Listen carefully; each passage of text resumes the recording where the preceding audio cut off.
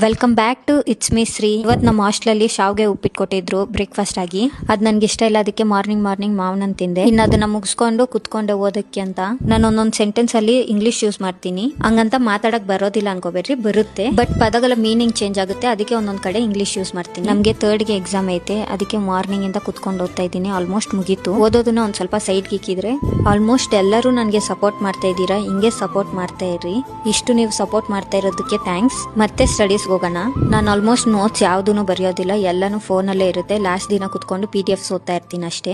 ಯಾಕಂದ್ರೆ ನಾನು ಒಂದು ಪಾಲಿಸಿ ಫಾಲೋ ಮಾಡ್ತೀನಿ, save water, save soil, save paper also. ಇಷ್ಟೆಲ್ಲ ಮಾಡೋಷ್ಟಲ್ಗೆನೆ ಲಂಚ್ ಟೈಮ್ ಆಯ್ತು. ಲಂಚ್ ತಿನ್ಕೊಂಡು ಮತ್ತೆ ಓದೋದನ್ನ ಸ್ಟಾರ್ಟ್ ಮಾಡಿದೆ. ಹಂಗೆ ಸ್ನಾಕ್ಸ್ಗೂ ಹೋಗಿದ್ದೆ. ಸ್ನಾಕ್ಸ್ಗೆ ಹನಿ ಕೇಕ್ ಕೊಟ್ಟಿದ್ರು. ಇವತ್ತು ಡಿನ್ನರ್ ಮಾತ್ರ ಸ್ಪೆಷಲ್ ಸೋ ಸ್ಪೆಷಲ್. ನಮಗೆ ಮಂತ್ಗೆ ಒಂದೇ ಒಂದ್ಸತಿ ಈ ತರ ಸ್ಪೆಷಲ್ ಡಿನ್ನರ್ ಅರೇಂಜ್ ಮಾಡಿರ್ತಾರೆ. ಸೊ ಇವತ್ತು ತೃಪ್ತಿಯಾಗಿ ತಿಂದೆ.